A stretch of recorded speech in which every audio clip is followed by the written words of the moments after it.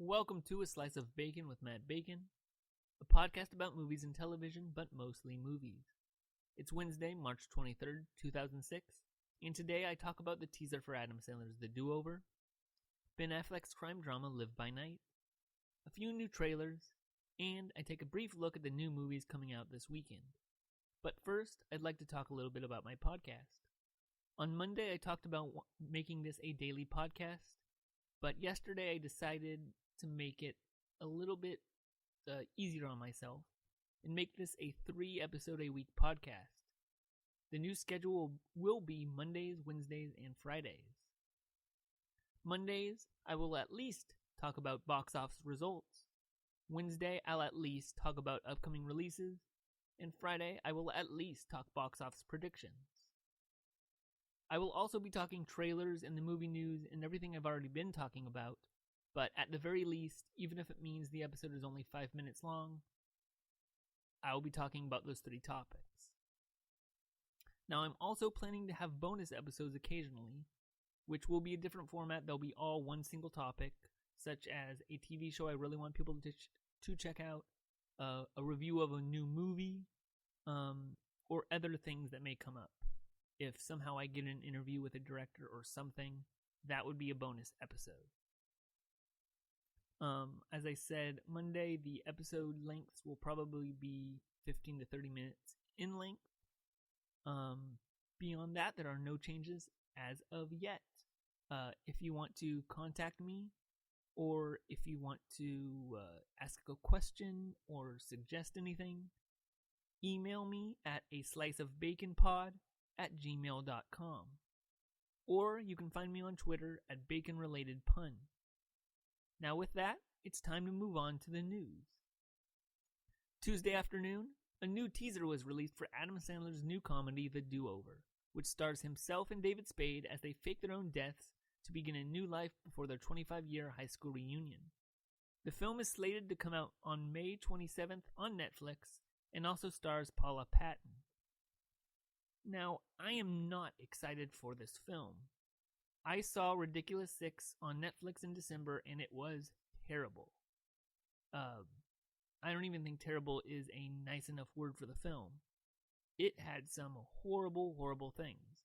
The cast was fine. I liked a lot of the people in the cast. Will Forte was in it. While I don't like David Spade films, I don't mind David Spade. I like Terry Crews. He's great on Brooklyn Nine-Nine. The cast wasn't bad in Ridiculous 6. But the film itself, Adam Sandler just needs to stop making films. That's just one man's opinion. That said, I've never been a big fan of Adam Sandler movies. Even Happy Gilmore wasn't a favorite of mine. I'm sure people would argue that with me, but that's, again, one man's opinion. As for this teaser, it is exactly what I said, a teaser. They show a couple girls in bikinis, they show a butt shot of a guy, some car crashes, and one shot of Sandler and Spade. Looking very Sandler and Spade. This, I don't know. Netflix, it's interesting. Now that films can just go to Netflix and not even have to be released in theaters, and they're getting big name talents. Like, they're getting a new Will Smith movie in a few years. They're getting these Adam Sandler movies. They just got Pee-wee's Big Holiday. A bad film can be released to Netflix and be treated as if it's a wonderful film, or a film that's better than it would have been treated if it was in theaters, only because you don't have to pay to see the film. If you already have Netflix, it's like getting the film for free. So whereas if you went to a movie theater and saw the Pee Wee Herman film and thought, oh wow, why did I pay for this? You're not going to think that watching it on Netflix. So an Adam Sandler movie on Netflix is not going to be treated as badly as a Adam Sandler movie released in theaters. How that's going to affect the movie industry as a whole in the future is yet to be seen. I'm a little bit weary. Again, going back to this film, I think it looks awful. The very little bit I saw of it didn't actually look that bad. But from what I've heard, from what I've witnessed from his last Netflix film, I don't expect a good full trailer coming. I would love to be surprised. I would love for this to be a great film. That would be a great surprise. I don't think I'm going to get that surprise. But what do you think? Let me know. Again, my contact is baconrelatedpun on Twitter or a sliceofbaconpod@gmail.com. I want to hear what you think about Adam Sandler's career and this new comedy, The Do-Over. My next bit of news is about Warner Brothers. They just announced the release date of 4 new films in 2017, including the Ben Affleck-directed crime drama Live by Night, which is slated for release on October 20th. The film, which stars himself, Sienna Miller, Chris Messina, Zoe Saldana, and Elle Fanning, is based on the Dennis Lehane novel of the same name. Other films from WB in 2017 include the Ice Cube Charlie Day comedy Fist Fight on February 17th, the horror sequel Annabelle 2 on May 19th, and an untitled event film on August 11th, 2017. While excited for all of this, the Ben Affleck film in particular, I kind of want Affleck to get started on a Batman film. From what I've been hearing about Batman vs. Superman is that Ben Affleck is the best part of the film, and his Batman is the new definitive Batman. So, seeing as this movie doesn't come out for a year and a half, that means a Batman film probably won't come out for at least 3 years. But more on that at the end of this show. As for the film itself, because it is coming and we know what day it's going to be coming out on, I'm excited. Argo is great. The town was great. Do I think Argo should have won Best Picture? I'm not entirely sure. Was I glad I saw the film? Yes. Is Ben Affleck a good actor? Yes. Is he an even better actor when he gets to direct himself? Yes. Also, this film has a wonderful cast. Sienna Miller's good. Chris Messina. I like him in the roles I see him in. He's not in a lot, though. But I really like him when I see him in a film. Zoe Saldana, she's got Guardians of the Galaxy. She's great. Elle Fanning, she was great in Super 8. She was great in Maleficent. She's a good actress. As for the novel itself, I've never heard of it, so I don't know what the film is about. I like not knowing until I at least see a trailer. Doesn't change my excitement for the film. A Ben Affleck directed film is never a negative in my book, especially with his track record. And also, this seems to be coming out at the beginning of Oscar season, so he may be looking for another Best Picture nomination, and WB may know that they have a great script on their hands. So we'll just have to see. We won't get any trailers for another year. I don't even know if they've started filming yet. So we'll see what happens. It's too early to tell. What I'm really interested in from this list is the event film that comes out on August 11th. What is that? Is it superhero related? Is it monster related? Is it some kind of new property, a new property like Pacific Rim or something? I can't wait to find out. I'm sure there's going to be more information on that in the future, maybe at Comic-Con, especially if it's an event film, but we'll see. As with the last story, what do you think? I would like to know what your thoughts are on the new Ben Affleck crime drama Live by Night, or any of the other films on this announcement list. Again, email me at asliceofbaconpod@gmail.com. Now, a few trailers dropped since Monday, and it's time to take a look at them. First up is The Huntsman, Winter's War, which stars Chris Hemsworth, Charlize Theron, Jessica Chastain, and Emily Blunt, and comes out on April 22nd.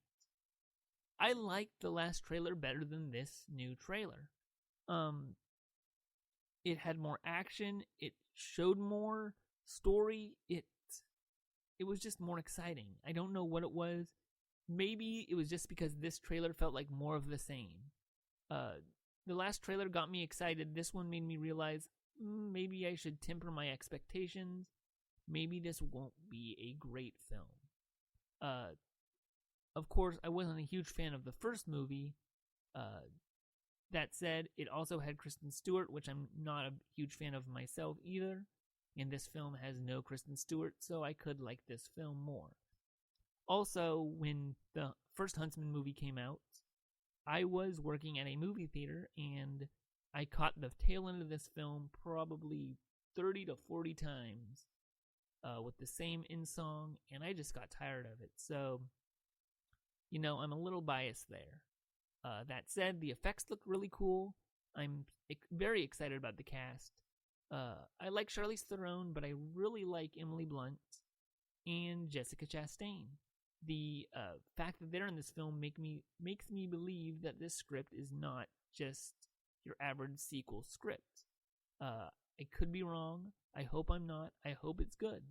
That said, I'm not excited. I don't know. It looks mindless but fun. I won't rush to see this film unless there's good reviews or if there's nothing else coming out that weekend. But as of now, good trailer, but I don't know. Not really excited. The next trailer is The Nice Guys, starring Ryan Gosling and Russell Crowe, which comes out on May 20th. Now, this is a great trailer. It was much better than the first, though not by much. That's because the first trailer was so good as well. It looks funny, it looks exciting, it looks dramatic when it has to be. Russell Crowe looks great, Ryan Gosling looks great, and it's written and directed by Shane Black, who did Iron Man 3 and Kiss Kiss Bang Bang. Those were both great films. Iron Man 3 gets a little too much crap. I thought it was a really good film. It wasn't the best Iron Man film, but it's really hard to top the first Iron Man. That said, it was easily the second best Iron Man film, just below Iron Man. The dark comedy looks hilarious. I like the scene between Crowe, Gosling, and the little girl who plays Gosling's daughter about the exchange about her wanting to beat up a girl in her class. That made me laugh. A lot of things made me laugh, but that was what I could remember really easily from the trailer. And I was surprised by really enjoying Crowe and Gosling in this trailer. I'm not the biggest fan of either of them. A lot of people love Gosling because of movies like Drive, and Russell Crowe, people love him as well. I'm not in the boat that really loves them, but I don't know. This trailer made me really, really like them. So we'll see. I'm going to go see this film when it comes out, definitely. Two good trailers. Two great trailers. I'm sure that the third one's going to be pretty good. So we'll see how that movie is when it comes out. I can't wait to review it. My final trailer is Bridget Jones's Baby, which stars Renee Zellweger, Colin Firth, and Patrick Dempsey, and comes out on September 16th. Now, first, the grammatical error in the title of this film bugs the hell out of me. Jones's Baby. That, I don't know, it looks really weird on paper. But I digress. This trailer is not for me. That's okay, though. It wasn't made for me.